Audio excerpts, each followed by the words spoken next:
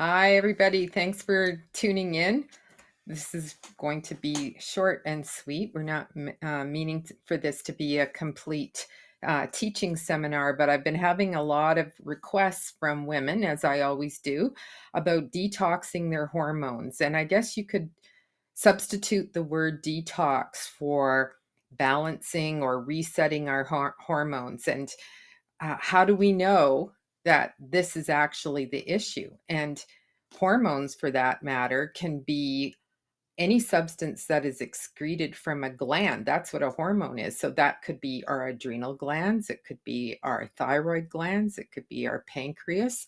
So hormones is a very broad sort of thing to use as far as a description of what we mean today about a hormone detox. But because ladies tend to refer their hormones as specifically meaning their reproductive hormones, so progesterone, estrogen, testosterone, how we're using our DHEA and cortisol within the body.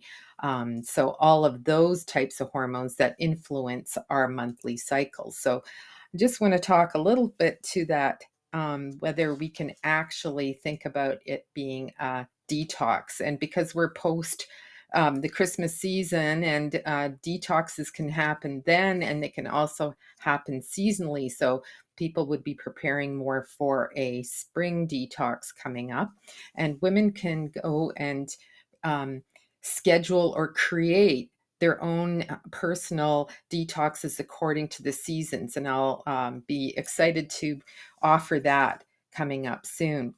So, but for today, what I did want to say is that detoxification or balancing your hormones is not a process of just a 10-day or a 2-week cleanse. This is something where we're going to be focusing on our gut and our liver and filling in any of the blanks of our supplements that may be more conducive to helping the process of producing and eliminating hormones that we naturally do on a cyclical basis throughout the month.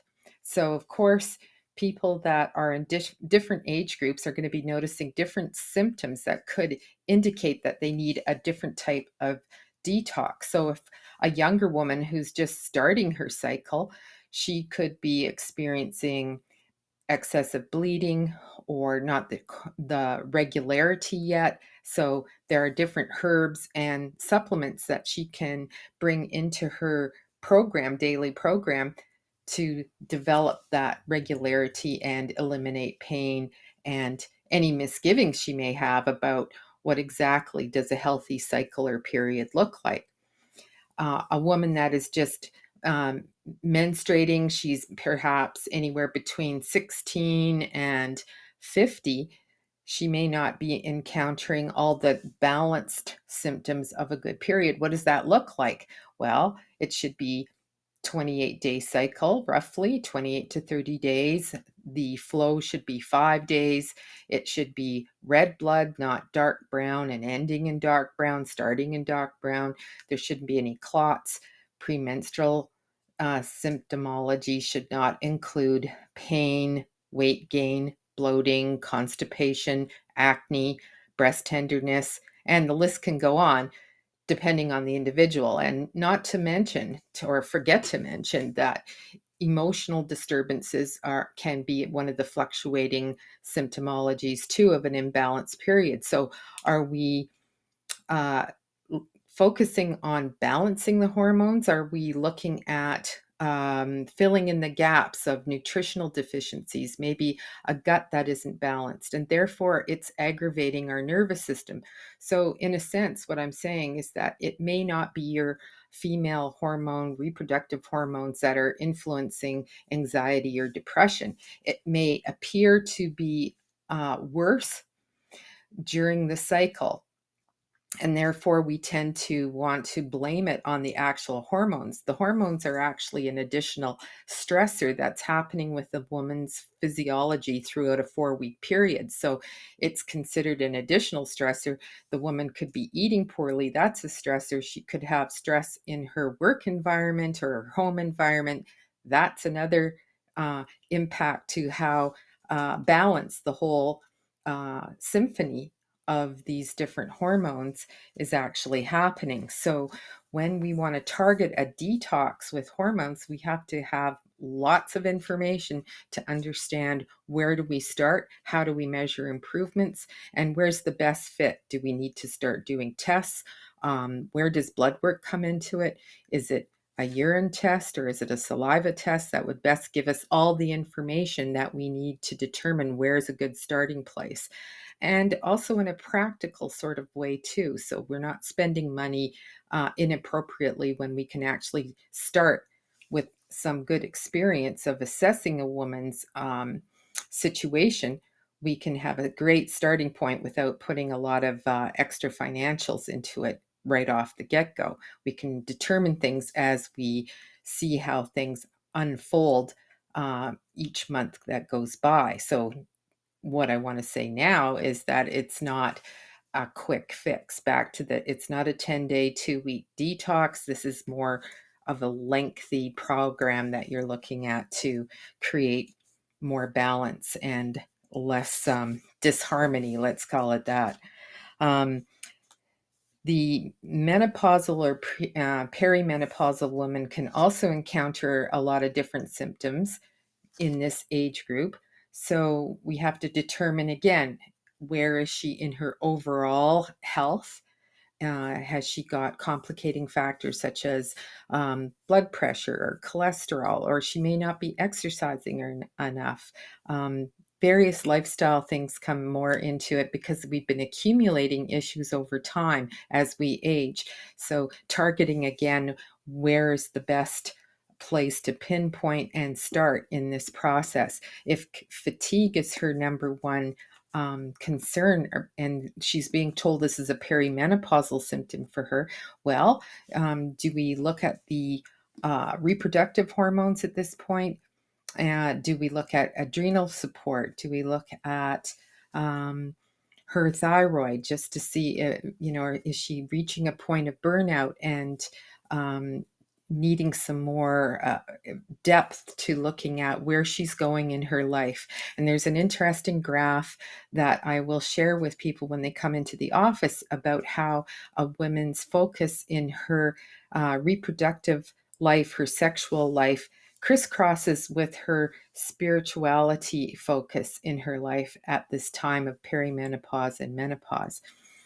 Moving on to the actual menopausal woman going into postmenopause, there are different factors and fluctuating circumstances that can be easily addressed through improving overall health with the detox, and then specifically addressing things such as insomnia or weight gain or hot flashes or general anxiety, depression. These need to be taken into account, as well as raising the general overall health and toxic burden in the body.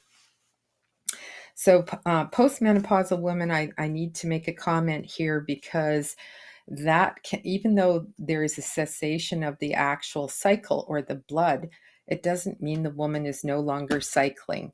And conventional medicine will argue this point. However, when I speak to numerous women that are postmenopausal, they still tell me that they get the sensations that they did in the past, minus the blood flow.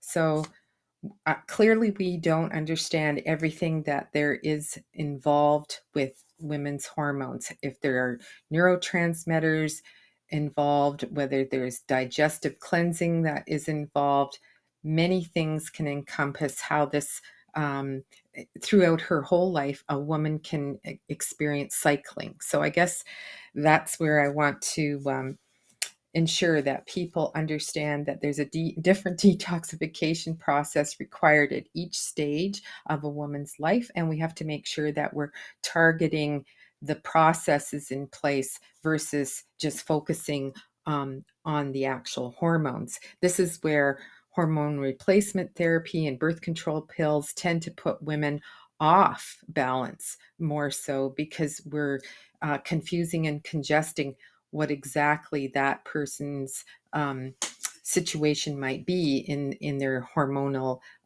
lifeline, as well as we're giving them substances and doses that they are already having difficulty processing out of their body. So looking at a number of these different things is critical to considering a detox. I would like to also add at this point that women that are considering fertility, family planning, those require specific programs to help them offer a better pregnancy and a postpartum scenario, and also a healthier, happier baby, which means the whole family is much happier then too. So planning a preconception detox for not just hormones but also your general health, and that would also match with the partner's um, program too. And a minimum of 4 cycles for a woman and 2 cycles for a man is required in family planning and preconception detox. And I don't know how many people are aware of that, but I think it's very, very important as we move forward to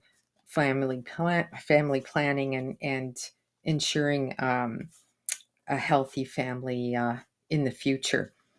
So that's where I think I want to end it today, because we could just go on and on with the specifics, but I'm going to leave that for a course, hopefully produced in the future. And Gary's helping me produce these short segments for the short term. And I really appreciate his support and help. Thanks everyone for tuning in.